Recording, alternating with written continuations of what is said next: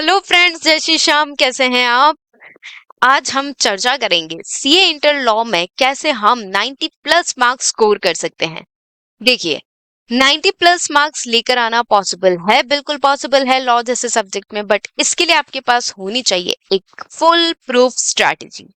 तो सबसे पहले हम डिस्कस करेंगे कि हम चीजों को किस सीक्वेंस में पढ़ें ताकि हमारी बेस्ट प्रिपरेशन हो। मैं स्टूडेंट्स को अक्सर कहती हूँ कि सबसे पहले आपको शुरुआत करनी चाहिए अदर लॉ से, जहां पे 3 चैप्टर आपके 30 मार्क्स का वेटेज रखेंगे। उसके बाद आपको पढ़ना चाहिए एलएलपी, एक इकलौता चैप्टर जो 12 to 13 मार्क्स कैरी करता है। फिर आप पढ़िए कंपनी एक्ट के चैप्टर 7, 8, 9 एंड 10। उसके बाद आपको पढ़ना है कंपनीज एक्ट में chapter 5, 6 and 11। And last one आपको पढ़ना है चैप्टर 2, 3 एंड 4। ये सीक्वेंस में आपको चैप्टर्स स्टडी करने हैं। अदर लॉ और LLP very very very important, 4 chapter 40 marks के का कवरेज रखते हैं। उसके बाद आपका चैप्टर 7, 8, 9, 10, 11, वहां पे भी 4 चैप्टर्स हैं जो काफी ज्यादा इंपॉर्टेंस रखते हैं। जो चैप्टर 5, 6, 11 है एंड 2, 3, 4 है, ये चैप्टर्स ऐसे चैप्टर्स रहेंगे जहां पे आपको जो सवाल है, मतलब चैप्टर ज्यादा है बट सवाल कम पूछे जाते हैं इन द एग्जामिनेशन।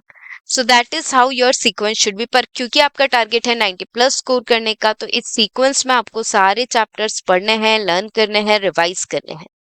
सिर्फ रिवीजन से नहीं चलेगा काम। अगर चाहिए हमें गुड मार्क्स इन एग्जाम, हमें क्या करना होगा? मिनिमम 8 मॉक टेस्ट पेपर्स हमें लिखने होंगे बिफोर गोइंग फॉर एग्जाम।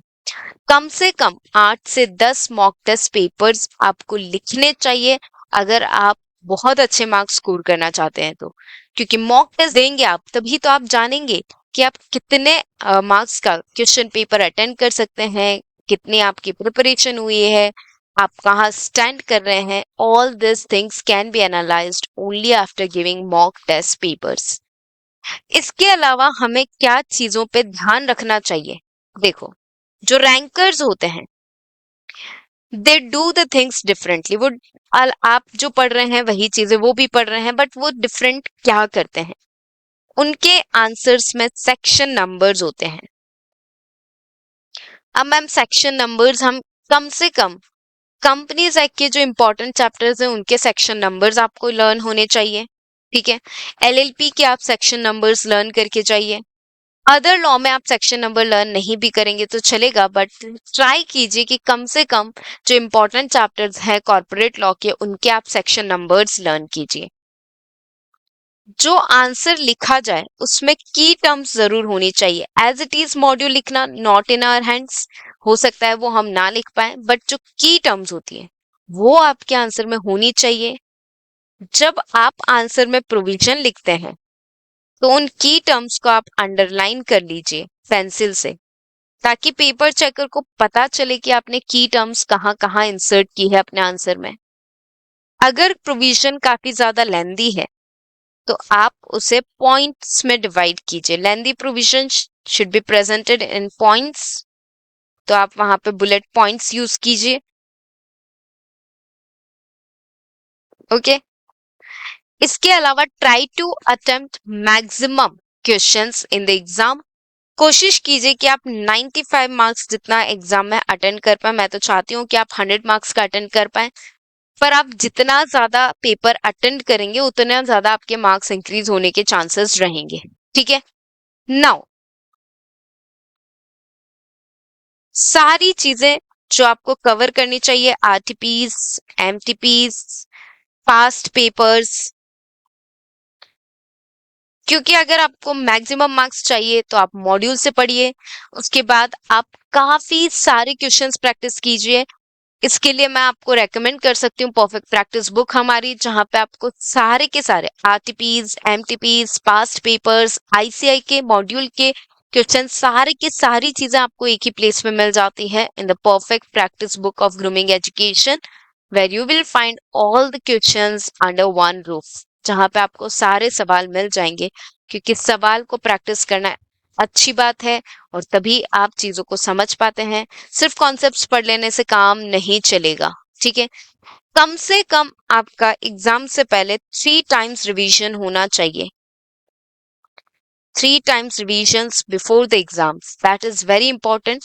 तभी चीजें रिटेन हो पाएगी, क्योंकि लॉ का प्रॉब्लम यही है, समझ आता है बट याद नहीं रहता। वो याद कब रहेगा, जब हम मिनिमम 3 से 4 बार चीजों को रिवाइज करें, तब जाकर हम याद रख पाएंगे। अदर लॉ के लिए अगर मैं बात करूं, तो जैसे आप इंटरप्रिटेशन ऑफ स्टैट्यूट पढ़ते हैं, वहां पे रूल्स हैं। रूल्स में काफी ज्यादा टेक्निकल टर्म्स हैं, बट अगर आप मॉड्यूल से पढ़ेंगे तो आपको रियलाइज होगा कि रिपीटेडली चीजें दी गई है। तो आप क्या कीजिए, आप सिर्फ की टर्म्स को अंडरलाइन कीजिए, नोट डाउन कर लीजिए, नोट्स बना लीजिए, ताकि आप एटलीस्ट वो चीजें अपने आंसर में प्रेजेंट कर पाए। इतना भी आप कर लेते हैं तो that is going to help you a lot in the exams, that will going to boost up your confidence, और आप फुल्ली प्रिपेयर्ड हो जाएंगे for the technical paper like law. Law is not a difficult subject, rather it is a subject with difficult language. अगर आपको concept समझने में परेशानी आती है, तो आप ओटीटी यहाँ पे परचेज कर सकते हैं 450 पर मंथ, जहाँ पे आपको लेक्चर्स मिल जाएंगे for your conceptual clarity. So first of all, focus on your conceptual clarity, then solving the questions and answers, then doing the revisions, and then writing the mock test papers, and then you are prepared for your exams.